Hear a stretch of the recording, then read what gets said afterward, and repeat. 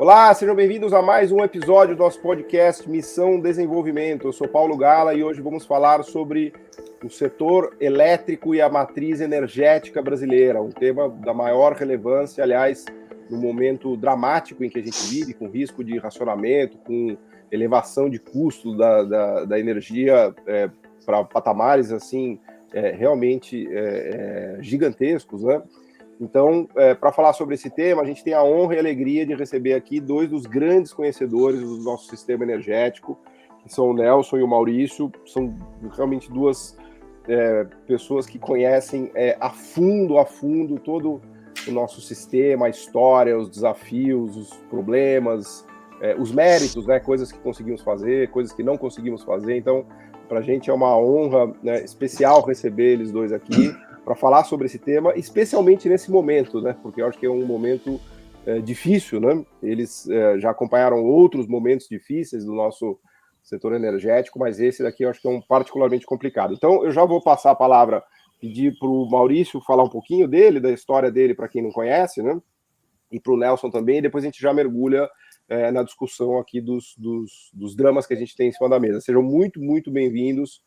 Obrigado pela presença, que é uma honra para a gente poder contar com vocês. Maurício. Bom, é um prazer estar aqui com vocês, muito rapidamente, porque acho que o interesse é a gente discutir o tema.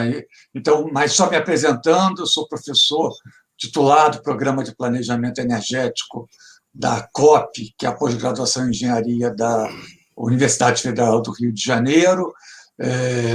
Fui secretário executivo do Ministério de Minas e Energia, depois fui ministro interino e fui, durante 11 anos, presidente da empresa de pesquisa energética, que é responsável por fazer os estudos de planejamento do setor.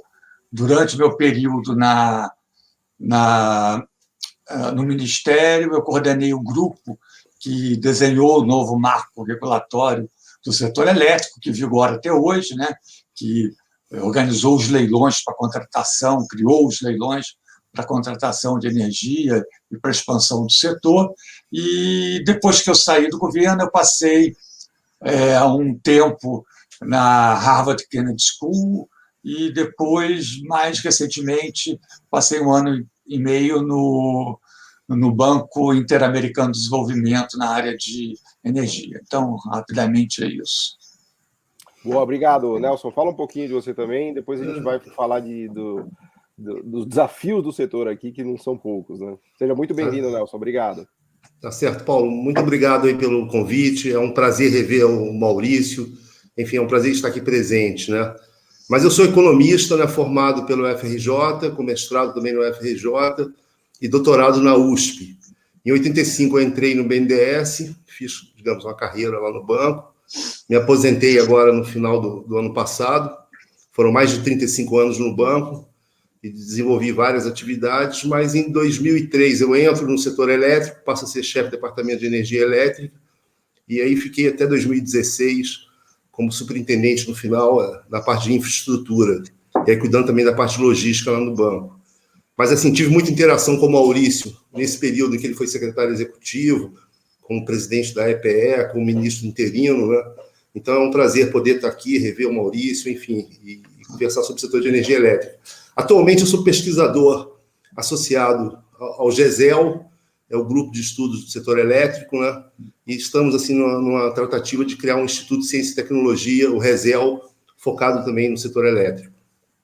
Boa, fantástico. Eu vou começar fazendo uma pergunta para o Maurício, depois, obviamente, que eu quero ouvir o Nelson também. Só que eu já vou pedir desculpas pela pergunta para vocês, tá? Porque ela vai demandar uma resposta meio heróica, né? E porque é uma pergunta muito genérica, mas é mais para estimular o nosso debate aqui e a conversa, né? E a primeira pergunta que eu faria é a seguinte: como vocês enxergam o nosso sistema energético hoje a partir da ideia original, da concepção dele, né, que foi feita de maneira resumida para um país onde sobrava água, tinha muita água, né, vamos dizer assim, talvez o nosso insumo mais ubíquo, né, e mais abundante era a água, e todo ele feito numa época de planejamento público, né, ele foi todo feito, desenhado a partir de estatais, de planejamento público. E o que a gente tem visto nos últimos anos, talvez décadas, é uma mudança em relação a essas duas características básicas, que são a sobra de água, né? Eu acho que a gente, né, e eu faço uma pergunta aqui como economista leigo no assunto, né? Eu estou assim, levantando a bola para ver como vocês reagem, né? A gente mudou para um registro em que a abundância de água é muito menor, em que o planejamento estatal também foi deixado de lado. A gente migrou para um sistema que está muito mais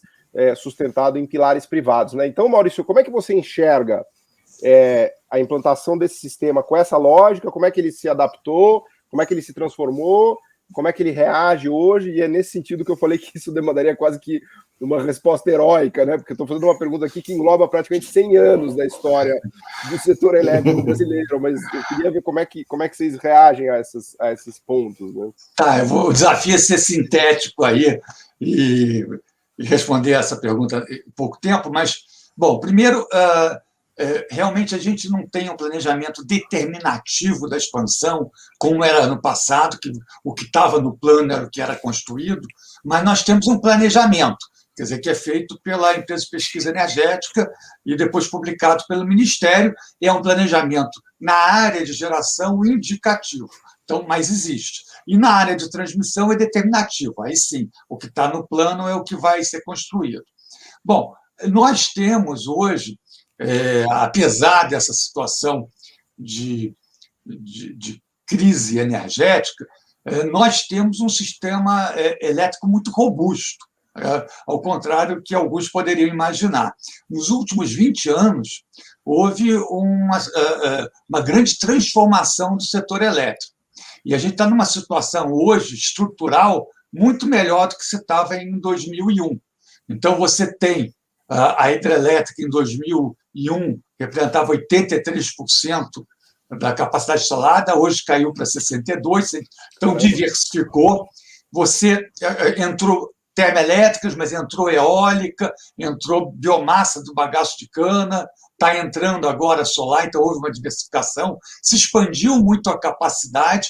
Eu estava vendo a capacidade nesse período cresceu 133%, e, se eu não me engano, o consumo cresceu em torno de 74%, então houve um crescimento muito grande, e houve também uma expansão muito forte das linhas de transmissão, né, que é muito fundamental, porque em 2001 você tinha água sobrando do sul, e o sul não entrou em racionamento porque não adiantava entrar, porque você não tinha linha para mandar a energia que eventualmente sobrasse para as outras regiões. Então, do ponto de vista estrutural, tem um sistema mais sólido. E é um sistema que cresceu muito com os investimentos privados, teve também a participação da Eletrobras nesse período, ela teve participação principalmente nas grandes hidrelétricas, ela estava presente, mas teve uma participação muito grande privada, e que eu acho que é a grande pedra de toque desse novo marco regulatório, que foi alicerçada pelos contratos de longo prazo, né? Você fazia leilões, os investidores bidavam nesses leilões, quem tivesse menor preço assina o contrato de longo prazo, e o BNDES, aí o Nelson pode explicar muito melhor do que eu, aceitava esses contratos como parte da garantia, né? E isso facilitava o financiamento. Isso atraiu uma quantidade de investimento privado muito grande, trouxe segurança aos investidores. Então, a gente tem aí hoje um sistema que, estruturalmente, é bem mais robusto do que se tinha no passado, e houve uma grande transformação nesse período. Mas eu queria passar aqui a bola para o Nelson para complementar. Não, tá certo, mas como o próprio Paulo colocou, né, a sua pergunta é muito ampla, né, Paulo? Remete a 100 anos de história, né, do setor elétrico, e fazer uma síntese disso. Você pode escolher o período que você achar melhor falar. Mas então eu vou remeter para antes de 1930, e aí você vai ver que o setor privado já atuava no setor elétrico, né? Então o processo é cíclico, né? A partir do Código de Águas, etc., dos anos 30, o Estado começou a ter uma participação mais relevante no setor elétrico, né? O setor elétrico também como um motor auxiliar ao processo de industrialização brasileira, né? Então está muito associado ao processo de industrialização, urbanização, crescimento que o Brasil teve, né, dos anos 30 até os anos 80, né? Foi um dos países que mais cresceu no mundo, e o setor elétrico foi capaz de ofertar essa energia, responder às demandas, né, do crescimento do desenvolvimento, né? E aí, a partir dos anos 60, com a criação da Eletrobras, né, você cria um planejamento estatal mais significativo, tem um processo de integração, né, de regiões, Sistema Nacional de Transmissão, as hidrelétricas, né, como você bem colocou, né, Paulo? Era a base do sistema, grandes reservatórios, né? Um modelo construído por engenheiros, eu diria assim, e bons engenheiros, com uma visão assim, sistêmica, de otimização de regimes pluviométricos, né? Troca de energia entre regiões, etc. Né? Eu me lembro até do Inácio Rangel, né? Quando criou a Eletrobras, no decreto, né? Ele dizendo que essa modelagem de empresa pública estatal poderia funcionar muito bem até um determinado momento. E quando a crise fiscal, né, no final dos anos 90, fica bem aguda, né, as empresas estatais perdem a capacidade de investimento, você muda o modelo, atrai o setor privado, começa o processo de privatização, cria as concessões, né, o processo de você atrair capital privado por meio da concessão, né, e esse processo começa no final dos anos 90, e aí quando o Maurício, né, entra no processo, né, em 2003, né, em 2001 a gente teve o racionamento, é importante lembrar, né, então esse modelo, ele no início dos anos 90, quando você começou a vender os ativos, ele foi pouco funcional para expandir a capacidade. Você chega em 2001, tem o racionamento, o apagão, que foi um momento bem crítico, né? 20 anos, né? Já se passaram. Então, em 2003, né, quando o Maurício entra, e eu também no setor elétrico, né, a preocupação muito era a expansão do setor. E nessa arquitetura, né, que o Maurício foi um dos principais arquitetos no desenho da modelagem do setor, havia muito essa preocupação de expandir o setor. E aí criou esse modelo que o Maurício está colocando, né, dos leilões, né? Você cria o leilão, aí você cria um modelo competitivo, atrai investimento privado, cria uma concessão, cria uma sociedade de propósito específico e cria também um contrato de longo prazo, né, entre a geradora e a distribuidora, né? As distribuidoras compram através do leilão, né, e as geradoras vendem aquela energia, e como o BNDES iria financiar as geradoras, né, sobretudo as geradoras, o banco demandava também recebíveis, né, garantias, né? Uma vez você financiou aquele projeto, você quer observar depois o repagamento da dívida, e vai repagar a dívida com a venda da energia, os contratos de longo prazo, né? Então, esse modelo, que é aperfeiçoado em 2003, 2004, etc., né, ele foi muito funcional para a expansão da capacidade. A expansão da capacidade de geração de energia nos últimos 20 anos, se eu não me engano, cresceu 130%, contra um crescimento do consumo de 80%, né? Então, esse modelo foi muito funcional, atraiu muito investimento privado, ainda tem uma participação estatal também relevante, então é um modelo híbrido, né? Mas é um modelo muito robusto, né? Como o Maurício colocou, tem trocas, né, regionais de energia, agora tem uma diversificação maior de fontes de energia, mas assim, o paradoxo, né, que a despeito de ser um modelo robusto, nós estamos assim, na iminência, né, de um racionamento, enfim, é paradoxal, o modelo é robusto, mas não isento de crises, né? Nós temos uma crise aí pela frente. Né? A gente daria para dizer que aquela visão dos anos 90, ela era uma visão mais simplista, né? De privatizar, entregar para o mercado que ele tudo vai resolver. E depois de 2003, 4 e 5, a nova modelagem, ela passou a ser uma visão mais pragmática, pelo que eu entendo, né? Em termos de chamar os setores para a mesa. É isso, Maurício? Eu acho que como é que foi o grande problema é que qual foi a razão do racionamento? É que o consumo cresceu muito mais que a capacidade instalada. E por que não houve investimento? Bom, pelo lado das estatais, as estatais estavam proibidas meio de investir, por dois motivos. Primeiro, porque pelo acordo com o FMI, na época, ainda se considerava investimento como despesa, né? Isso mudou, né? Então, ela entrava ali no limite. E também, como ela estava sendo preparada para ser privatizada, a ideia é que ela já não investisse e que o capital privado entrasse. E o capital privado acabou não entrando porque ele achou muito arriscado. Vamos supor que você é uma termoelétrica, que você vai construir uma termoelétrica para vender no mercado, sem ter um contrato antes. Você vai construir. Se você tiver 3, 4 anos de muita chuva, o preço do mercado spot vai afundar e você não tem como pagar o financiamento. Né? Então, o investidor privado fala, está arriscado, eu não vou ficar apostando contra a chuva, não vou ficar apostando no mercado spot. Quer dizer, nem o banco financiador também vê isso como risco. Falou, bom, então, não houve a expansão. E aí, quando nós chegamos em 2003, a gente foi com essa lição, e é aquilo que o Nelson falou, a questão era, a gente tem que expandir o sistema, Sabíamos que o modelo, vou tentar voltar para a estatal fazer tudo, não tinha condição, teve um momento, deu muito certo, como o Nelson falou no passado, a expansão cresceu muito, mas já não tem mais condições financeiras, econômicas, para só a estatal alavancar esse investimento. Então, a questão era como atrair o investidor privado. E para atrair o investidor privado e reduzir o risco, vamos fornecer contratos de longo prazo, porque isso reduz o risco. Mas como é que você dá contrato de longo prazo? Vamos fazer leilões, porque é uma maneira transparente de distribuir esses contratos.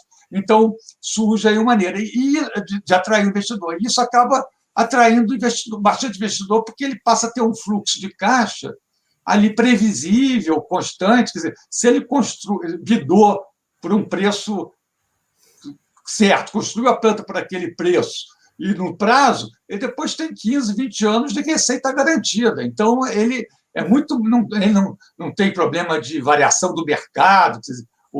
Caiu o mercado, tem recessão. Ele só não pode errar nas contas. Se ele fizer não pode errar Não, mas tudo bem, exatamente, não pode errar nas contas, mas isso é justo. Quer dizer, a gente quer que o empreendedor ele tem que assumir algum risco também, né? Então, ele tem que construir por aquilo que ele bidou e no tempo que ele bidou. Isso é mais do que. Agora, não tem o risco, entrou numa recessão, quer dizer, aí caiu o preço da energia, meu fluxo de caixa.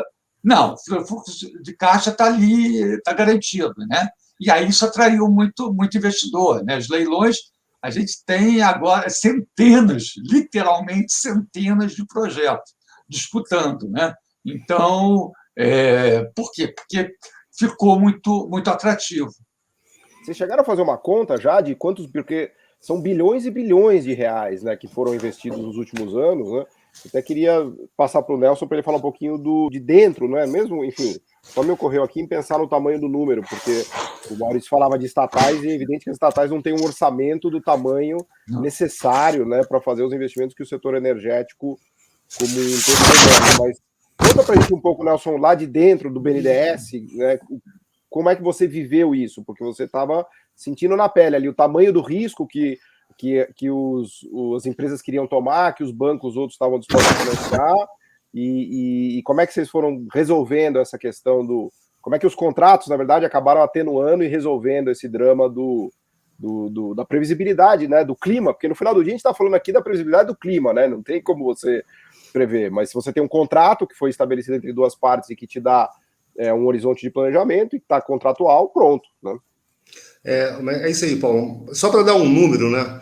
Entre 2007 e 2015, o BNDES financiou 227 projetos de geração. Caramba. Hídrica, eólica, né? De forma bem expressiva, né? Isso acrescentou 42 gigas de capacidade. Em linha de transmissão, nesse período, foram 27 mil quilômetros de linha de transmissão. Desculpa a ignorância, Nelson, só para ter uma ideia aqui, a gente não é conhecedor do setor. 42 GB é quanto do existente? Hoje, o existente é cerca de 180 gigas. Entendi. Então, isso é mais do que 20% do parque hoje. Mas se você considerar o parque de 2007, isso é mais do que 30%. Ou 40%. Basta dizer que a capacidade produtiva cresceu 130% nos últimos 20 anos, contra 80% do consumo.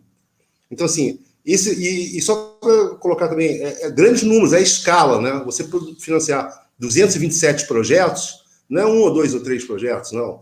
Tinha pequenas centrais hidrelétricas, né? Foram mais de 50, 60 no Proinfa, parques eólicos também no Proinfa em 2003, e grandes projetos também, como Giral, Santo Antônio, Belo Monte, Telespires, né? Então tem grandes hídricas aí também e pequenos projetos, e energia eólica também começando nesse período e desenvolvendo muito, e para isso o Proinfa foi fundamental. Mas eu queria voltar àquela discussão do modelo. Só ainda mais uma questão de ordem. Só para entender, o Proinfa era um programa de infraestrutura. De fontes alternativas de energia, né? Era um programa focado para biomassa, eólica, né? E pequenas centrais hidrelétricas. E você financiava, assim, foram 50 pequenas centrais hidrelétricas, 1.200 megawatts em cada uma dessas fontes. E a Eletrobras comprava essa energia num contrato de longo prazo a um preço diferenciado, que não era um preço de leilão. Mas você não tinha, antes do Proinfa, nenhum parque eólico no Brasil. O primeiro parque surgiu aí nesse momento. Então, uma indústria nascente. A gente tem 15% da energia gerada por parque eólico. Até hoje eu não consigo acreditar o tamanho do sucesso que foi isso. É uma das coisas fantásticas que o Brasil conseguiu fazer. É fantástico. É um projeto muito bem sucedido. A gente pode voltar a falar da eólica. Mas eu queria voltar no modelo lá de 2003, porque foi muito importante aquela reformulação do marco regulatório. E para a gente pensar hoje o setor elétrico, a gente tem que entender, claro, que esses marcos regulatórios são muito importantes que eles fiquem bem ajustados, porque isso garante uma estabilidade de crescimento. Quando o marco regulatório entra em desajuste, que é o momento que a gente está vivendo também, você precisa... O marco regulatório é algo dinâmico, precisa de um aperfeiçoamento. Mas eu queria lembrar, né, ao Maurício também, naquela época se pagava outorga pelo uso do bem público, né? Então, quando você ia licitar uma hidrelétrica, você pagava uma outorga que ia para o Tesouro, a outorga para poder usar aquele aproveitamento hidrelétrico. Essa modelagem que o Maurício está colocando em 2004, você reduz para modicidade tarifária. É a menor tarifa, você recebe a concessão de construir aquela hidrelétrica e já recebe também o direito, né, de fazer o uso daquele bem público. E reduz aquilo numa menor tarifa. Outro dado também... Então, só completando, porque acho que isso é importante, Nelson, que você falou. Eu não sei se quem está nos ouvindo vai pegar. O que ele falou? Antes, quem ganhava a concessão é quem oferecesse o maior preço para a União. Então, a União ficava feliz porque recebia lá. Ela pegava dinheiro e gastava na dívida para pagar a dívida pública e não fazia investimento. Mas quem que tinha que pagar isso era o consumidor. Em 2003, valor. Não, espera aí. Não é, o que interessa é quem pagar a menor tarifa, construir pela menor tarifa. Então, mudou a ótica. Em vez de ser um processo para recolher recursos para o Tesouro, passou a ser um processo para tentar baixar a tarifa. Desculpe, Nelson, pela interrupção, mas só porque... Não, bem explicado, Maurício, te agradeço. Um segundo ponto também que você vai lembrar e que foi muito relevante, se proibiu naquela época o self-dealing, né? O self-dealing é um grupo vender para si próprio. Eu sou um gerador e vendo para a minha distribuidora. Eu sou, por exemplo, a CEMIG, vendo para a CEMIG, a CEMIG geradora vende para a CEMIG distribuidora. Ou um grupo privado também pode vender da geradora. Quando ele vende, assim, ele tende a transferir lucro de uma geradora para a distribuidora, porque a distribuidora repassa o preço da energia para o consumidor. Claro que tinha um preço de referência à época. Deixa eu fazer também um parênteses aí, porque acho que é só para pegar isso. São coisas muito importantes que o Nelson está falando. O que acontecia? Era, teoricamente, um modelo de livre competição. Só que eu, distribuidora, podia ter uma geração mais barata, eu não comprava, e eu comprava de uma geradora que pertencia à holding que eu pertencia. E passava esse custo mais caro para o consumidor. Aí, em 2003, falou, acabou essa brincadeira. Isso chamava autocontratação, o contrato de mim mesmo. Acabou essa brincadeira. Agora tudo é por leilão público. Você, distribuidora, não pode escolher mais nada. Você compra de quem ofereceu o menor preço. Ela estava só arbitrando, ficava fazendo trade, né? Tava só... dentro do próprio grupo, né? Dentro do próprio grupo. Exato. E com esse mecanismo do leilão, você dá maior transparência, né, e concorrência, né, ao processo de compra e venda de energia, etc. Agora, respondendo a tua pergunta, Paulo, sobre a ótica do banco, que a gente estava financiando esses projetos, né, para nós era fundamental ter esse contrato de longo prazo. Então, eu não tinha esse problema de volatilidade de receita, né? Nós usamos também a técnica do Project Finance. Uma vez que você tem uma determinada receita, você calcula quanto de crédito cabe naquela SPE. O Maurício também, quando ia licitar lá os projetos, no MME, ele já exigia que se criasse uma sociedade de propósito específico, que nós financiávamos, porque era a sociedade de propósito específico que detinha o ativo de geração, e ela era financiada, né, ela tomava o crédito, mas ela também vendia energia e dava o recebível em penhor de ações. Então, o BNDES criava, entre a SPE e o BNDES, um banco arrecadador de contas que canalizava 100% daqueles recebíveis e fazia o repagamento, e faz até hoje, o repagamento automático do banco e seus repassadores naquele crédito que foi dado, né? Então, o modelo ele foi muito funcional, né, no sentido de garantir a expansão, atraiu muitos investidores, né, inclusive investidores estrangeiros, né, que entraram em energia eólica, etc., porque eles sentiam uma redução da incerteza, né, nesse ambiente, e transparência, né? Você tinha transparência, redução da incerteza e funding, né? Um funding de longo prazo, que também era importante, financiamento, etc. Né? Agora, só aproveitando o gancho já que a gente está falando do modelo, Nelson, você estava já falando de algumas críticas e de coisas que estão acontecendo hoje com o modelo, né? Eu queria depois passar a discussão problema do regime hidrológico, da falta de chuvas e das vulnerabilidades que a gente enfrenta. Mas antes, eu queria só aproveitar o gancho que a gente está falando aqui da modelagem e perguntar para vocês o que vocês enxergam hoje de problemas, né, do que deixou de ser feito, que era feito, ou do que precisa ser feito como mais um passo, vamos dizer assim, na dinâmica de adaptação desse modelo regulatório. Quer dizer, qual é o balanço que vocês fazem hoje, em 2021, depois de essas 2 décadas de evolução do nosso marco regulatório? Então, se eu puder começar, quer dizer... Por favor. Olha só, então o modelo foi um sucesso em termos de expansão, né? Expandiu muito mais o consumo, diversificou, etc. Mas tudo tem... O sistema vai mudando, e aí tem trade-offs. Por exemplo, sem dúvida, o contrato de longo prazo ele protege o gerador, atrair o investimento. Mas, ao mesmo tempo, ele congela um preço por um período de 15, 20 anos. Então, se você tem uma tecnologia que o preço está caindo, como é o caso da eólica, alguém pode falar, olha, os primeiros contratos que foram feitos são mais caros que você fizesse agora. Então, É claro que, do ponto de vista, por exemplo, do banco de financiamento, está certo, do ponto de vista do gerador também, mas o consumidor, pelo seu lado, pode falar, olha, mas espera aí, agora eu poderia comprar mais barato. Então, tem uma discussão sobre a duração, qual é essa duração ótima do contrato. Quer dizer, se 15 anos, 20 anos é necessário... Está vendo como distribuir o custo, né? Quem paga o custo, que é uma equação difícil mesmo. Isso é uma questão, quer dizer, é para quem você está jogando o risco, né? E é claro que quanto mais você jogar o risco para o gerador, ele também vai precificar isso, vai botar no preço. Então, é uma sintonia fina, mas hoje tem uma discussão. Outra questão que eu acho que tem que ser resolvida é a questão, por exemplo, agora o que está acontecendo? O grosso das térmicas foram contratadas nos leilões feitos para contratar energia para as distribuidoras, que é o mercado regulado, chamado ACR, Ambiente de Contratação Regulado. O mercado livre comprou a energia mais barata, que é o que? A solar e a eólica é muito mais barata. Ele não tem problema de... Quer dizer, a questão da térmica é um problema de segurança sistêmica.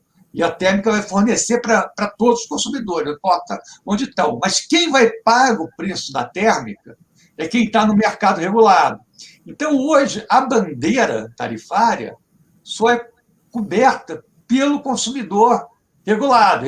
O consumidor livre não paga, ele entra um pouco de carona, porque esse serviço de segurança que é prestado pela térmica, a térmica foram contratadas pelas distribuidoras. Então, tem que se pensar, bom, como que a gente distribui um pouco esse custo da segurança, né, pelos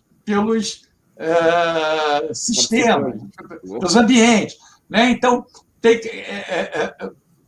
que começar... Então, tem algumas questões. E tem outras que já estão evoluindo, mas aí é naturalmente, né, bem desenho de mercado.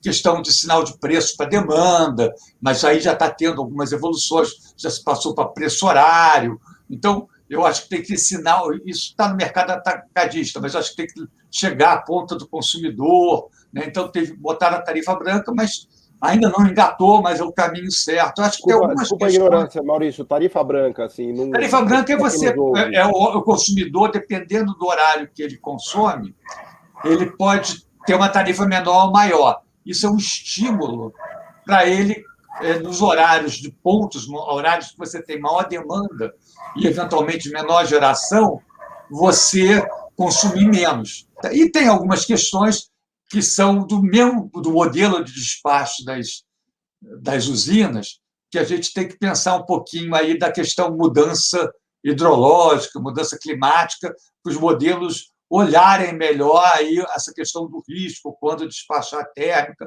Mas, bom, você tem sempre que ter alguma... É normal, né? O tempo vai passando, você tem que ir adaptando o modelo, inclusive as tecnologias. Quando começou esse modelo, a eólica era uma possibilidade, ninguém imaginava solar com esse preço. Era tudo uma coisa, quer dizer, digitalização, medidor inteligente. Ficção científica. Não, você não era um outro mundo, né? a tecnologia evolui muito rápido, né? E eu também tenho um anseio de empoderamento do consumidor. O consumidor quer poder escolher de quem comprar. Então, tem várias coisas que, vamos dizer, não era uma questão na época e que hoje, passada 2 décadas, você está aí na agenda, né? Como fazer para o consumidor, de repente, poder escolher de quem ele vai comprar energia. Então, tem uma série de desafios para poder permitir isso. Então, são ajustes que você tem que ir fazendo conforme vai passando o tempo, né? Boa. Nelson, quais são as lebres que você levantaria aqui? A sua pergunta também é muito ampla, Paulo, essa pergunta, né? E ela exige quase que um brainstorm, né? Eu só lembraria algumas referências, né? O mundo está passando por uma transição energética, por uma mudança climática, né? O sistema elétrico brasileiro era um sistema hidroelétrico, né? Agora ele é termoelétrico. A termoelétrica tem uma função muito mais relevante que teve no passado. As energias intermitentes, né? A eólica, né? Que ela sempre produz quando estiver ventando, e a solar também coloca novas características operativas, né? Para o setor elétrico brasileiro. A própria energia elétrica tem atributos, né? Que talvez devessem ser melhor precificados, né? Uma energia firme, né? O lastro, etc. Então, assim, a intermitente, quando para, a eólica para, você tem que entrar com a energia firme, né? Você tem que precificar essa capacidade de você entrar com a energia firme em determinado momento, né? E como o Maurício colocou, você tem que introduzir no setor elétrico mais sinais de preços, né? A economia, né, em todos os setores, né, o mecanismo de preços é um mecanismo muito eficiente, né, para alocar quantidades, escassez, administrar escassez, né, o comportamento do consumidor, etc. Essas novas tecnologias, né, de digitalização, né, que hoje estão disponíveis, né. Então, o setor elétrico tem que passar, sim, por mudanças, né, aperfeiçoamentos, mas mais expressivos, né, introduzir, né, os mecanismos de preços, né, e acredito, sim, que os contratos possam ser reduzidos, né. Mas você também tem um contrato da energia nova, né, que eventualmente pode ter um prazo maior, aí você pode ter energia mais descontratada, a energia depois que aquele parque eólico está amortizado, poderia atuar mais no curto prazo, etc. Mas eu tenho certeza, né, que o Maurício, né, pela experiência, né, pelo conhecimento que ele tem, num brainstorm desse, indicaria como que você, né, e outras pessoas também, né, naturalmente, você chegaria às reformas, né? Hoje você tem que promover um novo movimento de ajustes e reformas no modelo do setor elétrico, porque a geração distribuída, eu só vou dar 2 exemplos, né? A geração distribuída, ela não está pagando encargos setoriais, né? Isso está onerando o mercado cativo. Tem também movimento de... Liga a tecla SAP aí, que eu não entendi absolutamente nada. A geração distribuída é a energia solar. A energia solar. Hoje o Brasil já tem 10 gigas de microgeração solar, né, distribuída no telhado da casa das pessoas, em pequeno comércio, etc. Né? E tem também usinas solares centralizadas. Mas essa geração distribuída, ela está isenta de encargos setoriais. Né? Ela sai do mercado cativo. O mercado cativo é aquelas pessoas que estão nas distribuidoras. Né? Se você tem conta com a distribuidora, você está no mercado cativo. Ali você paga todas as contas do condomínio. E tem alguns consumidores saindo fora do condomínio, fazendo negócios fora do condomínio e saindo fora desses encargos setoriais. Mas não, a questão de sair fora do encargo não seria o problema se você não se usufruísse dos benefícios que o encargo proporciona. Quer dizer, o que o Nelson está falando é o seguinte: exatamente. Então, quer dizer, alguém está pagando, não é? Exato. Você está usando a segurança do condomínio, a água do condomínio, mas você não quer pagar pela segurança e nem pela água, né? É exatamente isso. Agora, isso está acontecendo, a proporção disso cresceu muito nos últimos 10 anos. E tem também os autoprodutores que também estão fazendo isso. Então, assim, o modelo está desequilibrando, né? Está ficando desequilibrado. Essa coisa, quer dizer, o que acontece é o seguinte: quem está dando a segurança ao sistema é o mercado regulado, que ele paga a termoelétrica, paga os encargos, etc. Quer dizer, o encargo todo mundo paga, mas o combustível termoelétrico geralmente é ele que paga. Na hora que começa a cada vez mais ficar mais barato você sair do sistema, mas ter o benefício, mais gente sai da distribuidora. E quanto mais gente sai da distribuidora, você tem que ratear o custo por menos gente, o custo vai aumentando. E como o custo aumenta, mais gente vai sair da distribuidora, né? Então, a tendência é o quê? É você chegar a uma coisa que inviável, né? Quer dizer, esse modelo alguma hora vai dar problema, porque quem vai ficando com mico. Tá? Então, o mico vai ficando cada vez maior. Né? Eu até aproveitaria, né, Maurício, a gente já começa a me dar agonia agora, porque a gente já está quase 40 minutos aqui, mas eu acho que uma das questões chave aqui em toda essa discussão é o papel do Estado, a função pública e o planejamento, né? Então, você começou falando que é evidente que a gente tem planejamento hoje, mas ele é feito em outros moldes, de outra maneira. Então, a pergunta que eu te faria é o quanto a gente perdeu, se é que a gente perdeu alguma coisa, ou eventualmente a gente até ganhou, ao migrar de um sistema em que a função pública é muito menor, né? A gente ainda tem capacidade de planejar como a gente tinha no passado, ou de repente a gente tem uma capacidade melhor até de planejamento. Como é que você enxerga isso? Porque há uma relação público-privada muito complicada no setor, né? Não é o planejamento é diferente. O planejamento é diferente, não é quer dizer que seja pior, melhor, mas é diferente e adequado a um novo contexto, né? Quando você tinha só o agente estatal, no fundo era ele mesmo que planejava as obras que iam ser feitas. Num ambiente que você tem uma competição, que você tem vários agentes privados, o papel do planejamento tem que ser diferente. Você não vai determinar o que você vai ser contratado, mas vai sair um pouco dessa disputa do preço. É claro que o planejamento está ali orientando a quantidade que você tem que ter mínima de cada fonte. Por exemplo, agora a EPE, já tem algum tempo, recentemente, disse, olha, vai faltar capacidade no sistema, quer dizer, condições de atender a ponta do sistema. Então, vai estar organizando agora um leilão só de capacidade. Então, o que foi? Foi o planejador, fez um estudo com antecedência, falou, em 2024, 2026, eu não me lembro exatamente o ano, vai faltar. Então, a gente tem que agora fazer um leilão para contratar. Mobilizar. Agora, não é mais como no passado, que vai dizer que quem vai construir e o quê. É um modelo de competição que onde várias tecnologias vão competir para atender aquilo que necessita de capacidade. Então, o planejamento funciona de uma maneira diferente, né?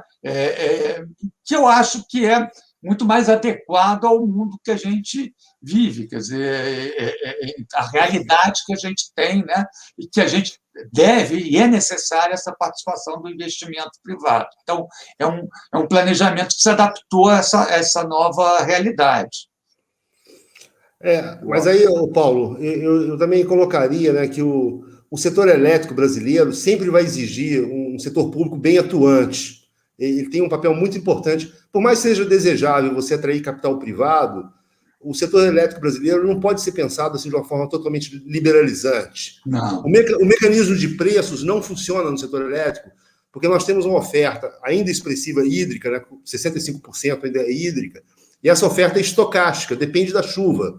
Então, a volatilidade de preços é muito grande se você liberaliza todo o setor elétrico. E infraestrutura é capital intensivo, financiamento de longo prazo. Com preços voláteis, nada fica de pé. Então, você precisa ter um planejamento, precisa atrair o setor privado, precisa montar essa arquitetura, precisa gerar um contrato de longo prazo para financiar a expansão do setor, mas a operação do setor pode ser mais com mecanismos de preço, sinais de escassez, etc., né? Mas, então, eu acho que o setor sempre vai ser hídrico. Híbrido, né? Dada a natureza da até quando a gente fez em 2013, chamou isso, desse nome mesmo, que até foi vinculado para algum jornal estrangeiro, até o modelo híbrido brasileiro, porque a ideia era um pouco essa. Quer dizer, a gente tinha um modelo estatal antes, na década de 70, 80, etc. Aí você foi para o modelo, deu uma guinada total, modelo totalmente liberalizante, cada um compete, esquece planejamento, esquece tudo, quer dizer, o poder público sai, e agora a gente tem, quer dizer, e a gente caminhou em 2003 para um modelo mais ou menos híbrido, quer dizer, você tem ali um juiz do jogo que está mais ou menos organizando. Quais são os agentes, até complementando e perguntando para vocês dois, quais são os agentes desse modelo híbrido? É a empresa de planejamento, o BNDES, o Ministério regulando... Tem a CCE, tem o ONS, tem o operador do sistema, a Câmara de Comercialização, a EPE, que é a empresa de planejamento, né? O BNDES, que fomenta o ANEEL, que regula. Então, isso aí quer dizer, e o Ministério, é claro, que é o órgão, e acima tem o Conselho Nacional de Política Energética. Então, você tem uma estrutura, né, que está ali, e o CMSE, né? O CMSE, o Comitê de Monitoramento do Setor Elétrico, foi criado em 2003 a partir da crítica que foi feita ao que aconteceu em 2001. Uma das críticas que saiu do relatório que foi elaborado para as razões da crise foi que nenhuma entidade falava com a outra. O INS não falava com a ANEEL, que não falava com o Ministério, que não falava... E aí uma das coisas que se fez foi criar um comitê de monitoramento sobre a presidência do Ministério, que senta a ANEEL, CCE, ONS, todo mundo. E aí você tem ali, está todo mundo ali afinado, né? Então você criou uma entidade de governança do sistema público, né, que está ali. É claro que os agentes que vai construir a usina, etc., a maior parte é privado, né, cada vez mais, mas toda a governança é pública, né, que está ali conduzindo o setor. Boa. E a gente já está caminhando aqui para concluir, então já queria pedir para vocês deixarem algumas palavras meio conclusivas, mas antes disso, abusando da boa vontade de vocês, pedir para vocês darem uma olhadinha aí na bola de cristal para dizer se a gente vai ter racionamento de fato ou não, né? Porque vocês são profundos conhecedores do sistema e do regime de chuvas também, então acredito que vocês terão a capacidade de nos dizer se vai chover ou não, mas enfim, brincadeiras à parte, vocês acham que a gente tem um risco efetivo de ter racionamento como a gente teve em 2001, ou o sistema hoje já é robusto a ponto de aumentar muito o preço da energia e a gente passar meio que incólume, sem restrição de quantidade, apenas aumento de custo? É sempre um problema você falar numa coisa que vai ser gravada e que daqui a 6 meses alguém pode olhar e falar, olha, poxa, mas esse cara... Mas... Vamos fazer as duas versões, então. Fala uma e outra, depois... Mas deixa eu te dar aqui a minha análise. Quer dizer, a grande questão é, se a gente tem um sistema mais robusto, por que a gente está passando o problema que a gente está passando? E eu acho que tem duas questões que explicam isso. Primeiro, se deixou esvaziar muito os reservatórios. E se deixou esvaziar os reservatórios por duas ações. Se demorou muito a despachar as termoelétricas na quantidade necessária. Para você ter uma ideia, em fevereiro se reduziu o despacho, a operação das termoelétricas, que só foram aumentadas em maio, quando a coisa já estava muito feia. E, não, pelo lado da demanda, você, durante muito tempo, ficou negando, falando que não tinha problema nenhum. E só agora se toma uma primeira medida para dar um bônus para os consumidores regulados, para dar incentivos para as indústrias. Então, coisas que podiam ser sido feitas, ações há 4, 6 meses atrás. E o reservatório baixou muito. Então, existe um risco. Eu acho que racionamento, talvez o risco seja menor, mas a gente está com um risco muito grande de ter blackouts, quer dizer, apagões, no período de outubro, novembro, no horário de ponta. E eu explico por quê. Porque quanto menor o nível da hidrelétrica, menor a capacidade da hidrelétrica fornecer potência. A potência é função da vazão e do nível e altura, que é a altura da queda. Quanto menor a queda, menor a potência. E a potência é necessária para atender aquele horário de demanda máxima, que é o horário de ponta. Então, as projeções que o INS está fazendo é que a gente vai ter que usar a reserva operativa para manter outubro-novembro. O que é reserva operativa? É uma reserva que estaria lá para emergência, para se falhar uma usina, se a demanda for maior do que esperado. Você está usando o fundo, está usando o fundo do tacho, ou seja, não pode ter problema nenhum, porque você está usando o teu step e está na reserva do tanque de gasolina. Então, se der qualquer problema ali, você não tem margem. Então, aumenta muito a probabilidade, não quer dizer que vai ter, mas a probabilidade de ter um problema é grande, porque não pode dar nada errado, né? Torçamos que não dê, mas a gente está com um risco grande de ter algum tipo de interrupção. Nelson, o que sua bola de cristal fala aí para a gente? Não, eu queria voltar ao ponto que o Maurício colocou. É um certo paradoxo, né? Nós temos um sistema robusto que cresceu muito a capacidade e estamos aí diante de um racionamento ou apagões. Por quê? Eu acho que tem o setor elétrico tem um problema no modelo operativo do sistema. Também. Eles usam o modelo New Wave, que é um modelo computacional já consagrado no setor elétrico, mas esse New Wave, que forma os preços, o despacho, que ordena o que deve produzir energia, e aí deve ter sinalizado você reduzir as térmicas, né? Em fevereiro, como o Maurício colocou, o New Wave é um sistema computacional e não está levando a mudança climática, né? Não está levando em conta que o mundo está passando por uma mudança climática, as afluências mudaram e esse modelo já não aplica. Então, esse modelo gerou erros de operação no sistema que permitiu esse deplecionamento, né, dos reservatórios, né, a queda dos reservatórios de uma forma muito rápida, né? Então, assim, a minha preocupação é, sobretudo, para 2022, para o ano que vem. Porque se o regime pluviométrico, a partir de novembro, outubro, quando começa a chuva, até março do ano que vem, não for um regime pluviométrico acima da média histórica, for um regime pluviométrico abaixo da média histórica, nós vamos chegar em 22, em outubro de 22, com sérios problemas de geração de energia, né?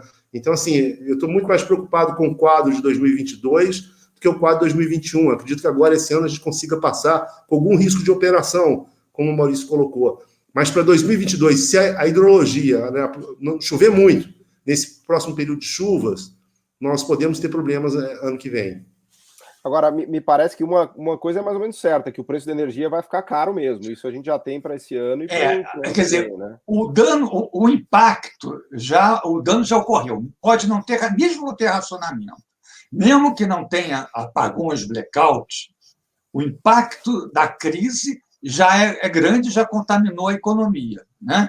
Quer dizer, está tendo um choque tarifário muito grande e eu acho, inclusive, que deveria-se, eu não estou defendendo que tenha racionamento, mas deveria-se ter tido pelo menos um estudo de qual seria o impacto de você racionar, ter uma redução compulsória de, vamos dizer, 3% da demanda, versus você estar operando térmicas que são caríssimas. Tem térmicas aí que, quer dizer, são a preço de ouro. Quer dizer, quem é economista sabe que não é, que é isso, quer dizer, não pode, não quer dizer que você ter energia a qualquer custo vale a pena. Às vezes o custo de você, eu não sei, quer dizer, talvez você reduzir 3% a demanda, todo mundo tem uma margenzinha que, sem muito esforço, conseguisse fazer isso. Isso aliviaria os preços, porque você reduziria a necessidade de despacho. Então, eu não estou falando que você... Mas, pelo menos, algum estudo deveria ter sido feito para cotejar essas alternativas, né? Mas como o racionamento... Às vezes uma redução de 2% é muito melhor do que uma quadruplicação do preço da energia, né? Exatamente. Quer dizer, mas como a palavra racionamento virou uma palavra proibida, os técnicos estão proibidos de falar, então nem estudar isso se estudou, né? Eu não sei, quer dizer, pode ser até que não seja vantagem, seja melhor realmente pagar um preço muito mais caro, mas alguém tinha que fazer essa conta, né? Para saber o que é melhor. Eu queria pedir, se agora a gente caminha aqui já para o final, eu queria pedir para o Nelson umas palavras de conclusão, de lições que a gente poderia tirar, né, de tudo que a gente fez que deu certo, que deu errado, e também do Maurício, para a gente fechar aqui a nossa conversa com uma mensagem otimista ou pessimista, enfim, mas qual é o balanço que vocês fariam, assim, das aventuras e desventuras do setor energético brasileiro? Então, eu posso começar, então, essa conclusão? Eu acho assim que o modelo, né, mostra muitas virtudes, né, assim, em termos de expansão da capacidade, né, mas você tem problemas na operação do sistema. O modelo ficou mais intermitente, né, dado que você tem mais eólica, mais solar, você tem que ter mais térmicas, né, inflexíveis, né, que é a própria energia nuclear. Você tem que pensar, a energia nuclear pode ter uma funcionalidade no setor elétrico brasileiro, ou térmicas a gás também, uma térmica mais inflexível, né? Então, o setor elétrico tem muitas mudanças. Agora, eu queria também fechar essas minhas colocações, Paulo, falando um pouco do financiamento, né? Porque você vê que o setor elétrico é um setor tão rico, tem tantas questões, que a gente não pode nem abordar aqui a questão do financiamento, né? As debêntures, né, cresceram no setor elétrico no período recente, nos últimos 10 anos. Elas foram criadas em 2011, né? As debêntures incentivadas, as debêntures de infraestrutura, elas cresceram, o mercado de capitais também cresceu no financiamento dessas debêntures. Eu acho que o BNDES e o mercado de capitais também podem se complementar, não existe um antagonismo entre BNDES e mercado de capitais, mas, por um lado, eu lamento também o Project Finance ter reduzido a importância, porque no período anterior você usava a SPE, financiava a SPE e aplicava a metodologia do Project Finance que te define quanto de crédito você vai colocar. Hoje tem havido muitas debêntures, mas emissões na holding. Então você está dissociando o crédito à capacidade de pagamento do projeto, ao fluxo de caixa gerado por aquele projeto. E as holdings estão emitindo muitas debêntures, né? Então, assim, eu terminaria aqui colocando que, sob o ponto de vista do padrão de financiamento do setor elétrico, também tem passado por algumas alterações, tem alguns aspectos positivos, mas também há aspectos preocupantes, no sentido assim que o BNDES não reduziu tanto a importância como pode parecer, o BNDES desembolsou mais recursos que as debêntures nos últimos 10 anos, então, assim, nos últimos 5 anos também, o volume de desembolso do BNDES para o setor elétrico continua expressivo, mas a disciplina financeira do setor está arrefecendo um pouco.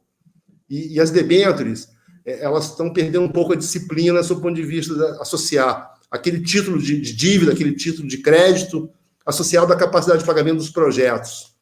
Então, antes nós brigávamos com o Maurício, né, assim, positivamente, sobre a questão da tarifa. Ele queria reduzir muito a tarifa, a modicidade tarifária. Eventualmente, a gente queria uma tarifa um pouco mais folgada para gerar capacidade de pagamento. Mas a gente estava olhando sempre para o projeto e a capacidade de pagamento daquele projeto. E não olhando para a holding, porque a holding é algo não operacional, não gera receita, e o endividamento das holdings fica muito turvo. Você perde um pouco a capacidade de ver a capacidade de pagamento. Isso pode, no futuro, também gerar problemas, né? Boa, Nelson. Foi muito bem lembrado. Ainda bem que você está aqui para nos lembrar disso, porque eu trabalho no mercado há mais de 10 anos e a quantidade de debêntures que eu vi passando pela frente, em fundos e bancos, realmente é uma parte importante dessa história que a gente está contando aqui, que a gente tinha esquecido de mencionar, porque estamos falando aí de muitos bilhões de reais de parques eólicos, então, o que eu vi foi impressionante, né? E a questão das holdings também que você levanta é chave, porque a tentação é sempre tentar pegar um dinheiro sem compromisso, vamos colocar né? Quando ela está atrelada ao projeto, tem o compromisso daquele projeto, que aquele projeto gera e paga e estamos todos combinados. Agora, você começa a levantar dinheiro de maneira mais freestyle, né? Que você pode fazer o que você quiser com o dinheiro, aí a coisa pode complicar, né? Então, essa sua lembrança aí foi fundamental. Maurício, suas palavras conclusivas aqui dessa nossa discussão sobre o setor.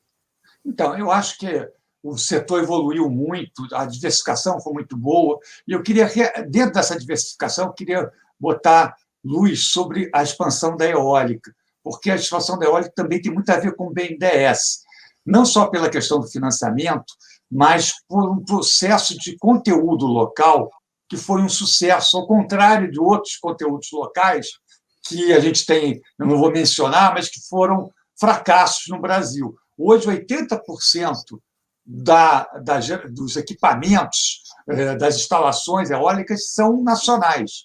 E não existe nenhuma barreira tarifária impedindo a importação. Foi simplesmente, quer dizer, quem quiser importar 100% pode, mas para ter acesso ao BNDES tem que cumprir lá, comprar de empresas credenciadas. E isso é um case de sucesso internacional, né? E que eu acho que a gente tinha que difundir mais. Eu gostaria muito que a gente fizesse o mesmo para solar. Eu acho que tem que o BNDES, o desafio agora é o BNDES levar para solar o mesmo sucesso que teve com a eólica. Eu sei que não é tão fácil, porque o solar você tem os chineses com preços imbatíveis, a Alemanha quebrou a cara, está tentando competir, Estados Unidos.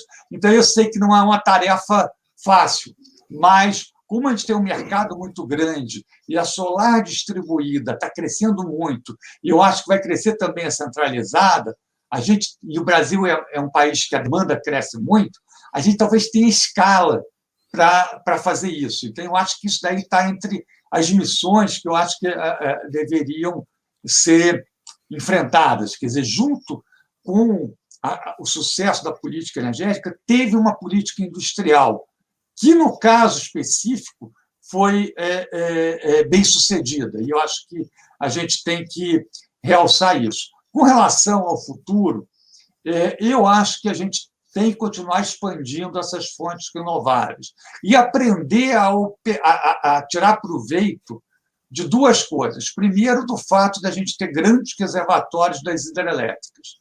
Então, essas fontes intermitentes, que são eólica, solar, elas, e mesmo a biomassa que é sazonal, não é intermitente, mas é sazonal, você pode usar para, quando ela estiver gerando, encher mais os reservatórios, evitar que os reservatórios depressionem. E essa água guardada nos reservatórios serve de backup para os momentos que você tiver menos vento, ou à noite que você não tem sol, ou no período de entre-safra da cana.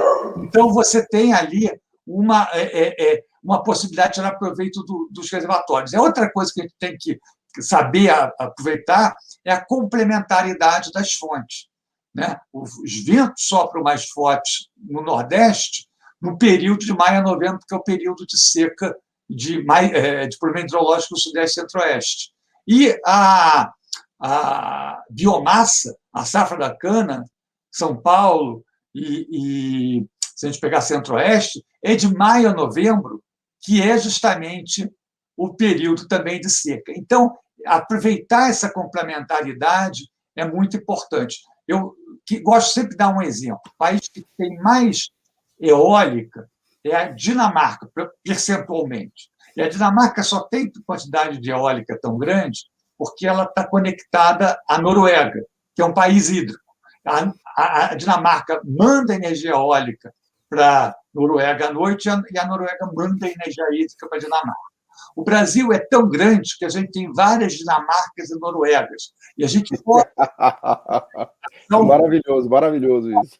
Dentro do nosso próprio país. Então, a gente tem que tirar proveito disso. Quer dizer, o Brasil tem condição de tirar proveito. E a gente tem que aprender a operar o sistema e a trabalhar com isso e continuar expandindo essas fontes.